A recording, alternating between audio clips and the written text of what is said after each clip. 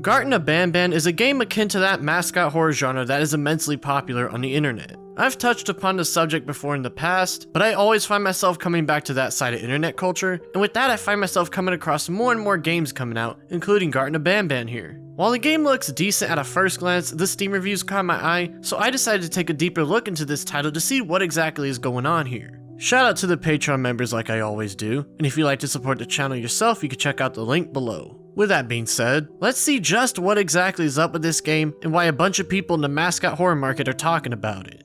Garten of Banban was developed by the Euphoric brothers, a duo game studio consisting of exactly that, two brothers who make video games together. They've been making and releasing games on Steam for some time now, with the earliest title being Swallow the Blue Remastered, so naturally I decided to check it out and see what these guys are capable of. The game's title screen opens up showing an ad for another game they made, and when quitting you're again shown the ad all up in your face now, so that's surely a start. The game is basically a really slow side-scroller horror title, which is very light on the horror and heavy on the scroller. You do the same stuff over and over again in order to progress, wake up, drink breakfast out of cup, do something new, go to the show, repeat. Like sure, there's a slight horror atmosphere going on, but it's mainly the art style and the eerie background noise, and that's just it.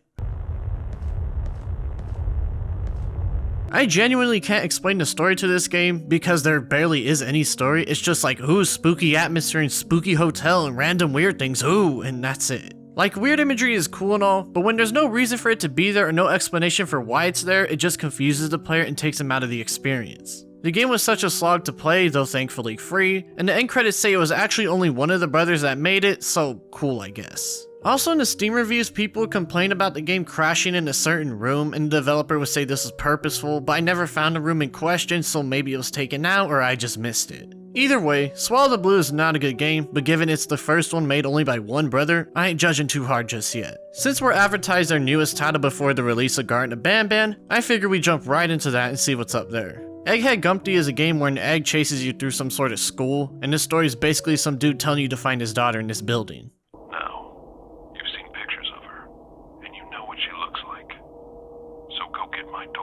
You're then supposed to explore the entire building and collect 10 keys to find a purple door to escape as you try to get out. What's actually a little neat about this game is that each time you play it's always an infinitely randomly generating world, so it's never the same level twice, though rooms do become a bit samey as you keep going on. The atmosphere is a lot better than the last game we played, though everything was so shiny looking it took away a bit from the horror, but it wasn't the worst thing and I could get past it pretty easily. When you collect all the keys, you open the door to the purple room and find some random lady saying some ominous shit that's clearly supposed to be all weird and whatnot, but I've seen this type of narrative decision countless times to the point that I just really don't care anymore. I don't like to dwell on the past. What's done is done, and what matters now is what's next. There's a couple enemies beyond just the egg, like this purple thing in a chair, some weird calamari looking dude that chases you down, and while not an enemy, a cat spawned in front of me and just followed me around for some reason. As far as the egg itself goes, whenever the eye symbol appears in the corner of the screen, that means it's watching you and you're supposed to find it and flash the red UV light on it, but for some reason it would rarely work and I'd still end up getting jump scared by it, which was really frustrating. There's also some lore involved too, as guess what? I found an audio recording, but given I was already having a bad time due to the red UV light not working for me, I kinda just ignored it and kept playing. The electricity suddenly went out, and in the blink of an eye, the entire building went quiet. Overall, Egghead Gumpty is pretty basic, and while the ideas like having levels that are always different and the egg being able to watch you in places like the ceiling are cool, they aren't very well implemented, and in my experience playing the game was more frustrating than actually scary. When checking out the reviews for this game, the top review says there are fake reviews below, so I checked out a couple accounts to see if this was true. Lo and behold, I found a notable number of Steam accounts at very low levels if none at all whose majority of reviews are all based around other games created by the Euphoric brothers. Amgad Gamal here hasn't properly set up their Steam account yet and has reviewed these games right here, ironically calling Poppy Playtime a good effort. Amgad Noah has the same thing going on for them. Yusuf has done the same here too. Phil DeDrew has reviewed 4 total games from them. Malik reviewed 2 games from them. I found another bot account that's friends with Malik. Jojo Fatboy has reviewed 4 games from them, and Mostafa has reviewed 3 total. Now I ain't gonna say nothing explicit about all this, but it's certainly very fishy to see, so going into Garten of Banban, I was a lot more skeptical than ever, because while Egghead Gumpty was most certainly a video game, I don't like seeing fake reviews in order to promote a product that's middling at best.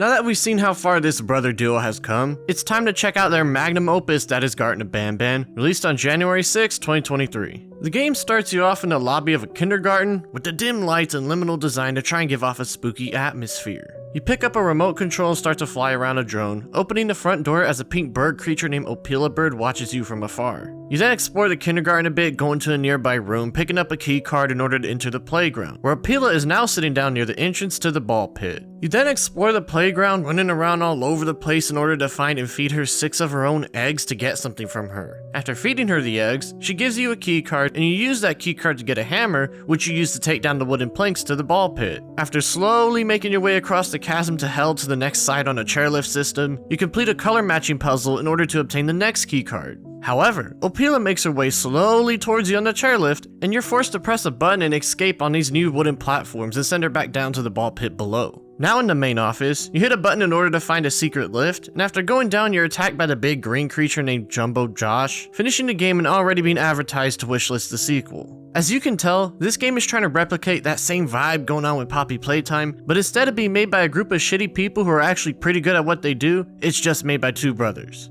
Despite their efforts, it's not scary whatsoever, and that was made extremely obvious by the very beginning of the game. It just drops you in the middle of the lobby and it's so dull looking and dreary, but not in a scary way, more in a way like the game hadn't been cooking in the oven long enough, so to speak. The part where you get the remote is annoying too, because once you grab it, 2 batteries just randomly spawn on the table in the nearby cafeteria, but if you go there before you get the remote, they aren't there at first. There was a good 3 minutes wasted because I thought I had to look in the desk or the boxes or the trash, only to randomly notice them on the table and get annoyed. That's just bad game design, and that kinda gave me the idea of what I was in for. When I first saw Opila peeking her head around the corner, I started to laugh because it was just so out of nowhere and goofy looking, and I laughed again when that funny bass boosted noise plays whenever you put an egg in her mouth.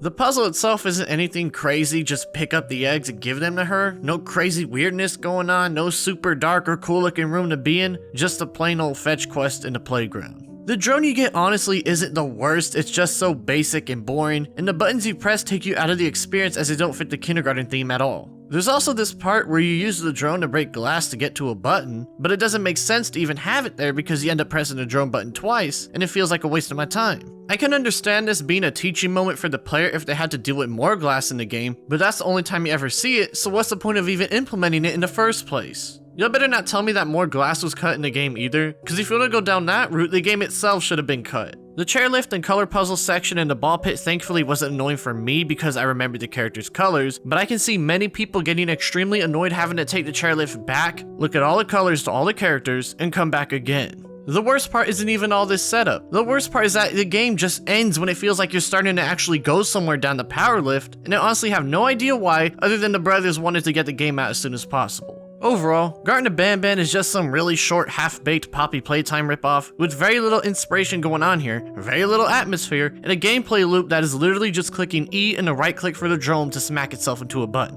When looking at all their other titles, they all seem to be ranging from bad to mid, so it's no wonder this game falls under the bad category. Of course, the game would also have a merch section because why not? Every Mascot horror game has one these days, and you damn well know you ain't catching me with no Opila Bird beanie anytime soon. Now, with Garten of Banban's release came the obvious trashing on it because, well, it's not a good game, and it soon shifted into people ironically liking the game to the point of absurdity. Opila became this shitposting meme that somehow made its way into my Twitter feed despite not following any of this at the time, and people started clowning the game's assets itself. Like when Banban says he's gonna eat your pancreas as I burst out laughing behind my unfortunately non-voice recorded video. The game is full of pre-made assets from Sketchfab 2, like the wooden bench for example, and given this game has a whole merch section all ready to go, I'd much prefer to invest in a game that has actual work put into it instead of one that feels like it was made in a few short weeks. Some people even think the game is bad on purpose, but that's just a bunch of code because as we've seen, the game is supposed to be 100% serious throughout the entire time you play it. The game's ironic popularity even led to the creator of Bendy and the Ink Machine to make his own cheap indie knockoff horror game called Meatly's Storage World, where you literally run around a storage unit to find the numbers to open up a chest in your unit while avoiding the Meatly himself the whole time.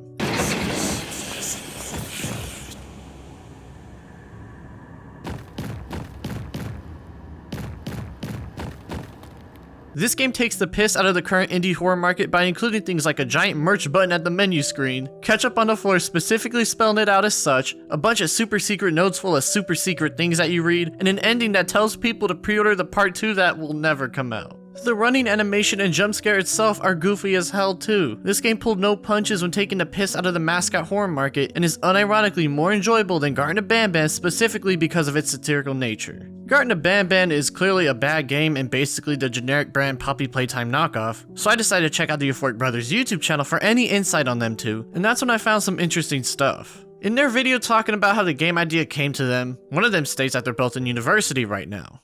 After all, we both have university as well, so we needed to find a good balance between our studies and what we love doing most. This gives a lot of insight on why their games so far tend to be bad, they got studies to attend to, and that in my opinion is way more important than making a game they didn't know at the time would become popular in its own weird way. In fact, I saved this critique for last, that one part of the game where you run Philopila, you're supposed to press a nearby button to stop her, but you're given no indication to do that, so me along with many others just ran to the playground only to run into an invisible wall, something one of the brothers himself jokes about as if it's a funny thing, when it's actually a big flaw in basic game design they never thought would be an issue or were too lazy to figure out before launch. A. Get rid of the bird once and for all by pressing the emergency stop button, or B.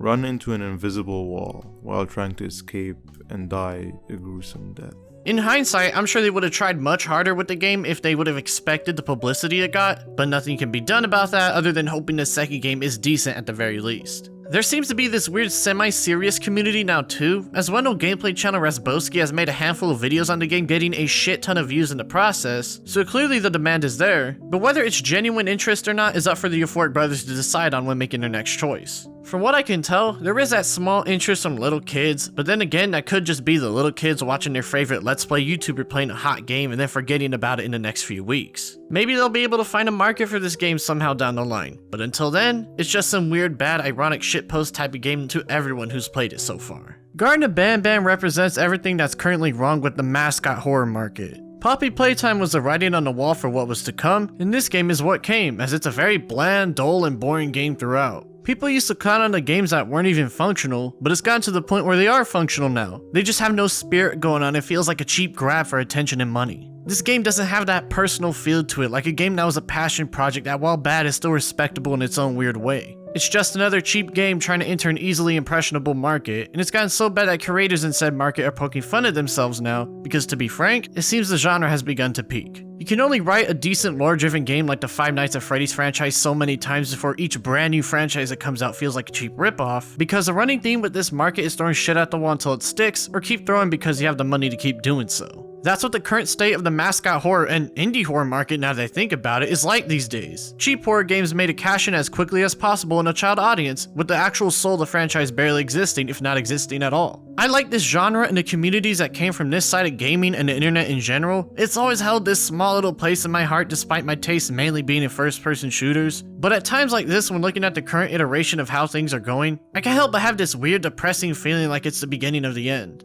Given that the genre has prospered for so long, I'm not overly worried or anything, but I really hope it doesn't go further down the path it's currently walking on, because if it does, we're going to get more Poppy Playtimes and more Garten of Banbans, and I don't think anybody wants to see that happen.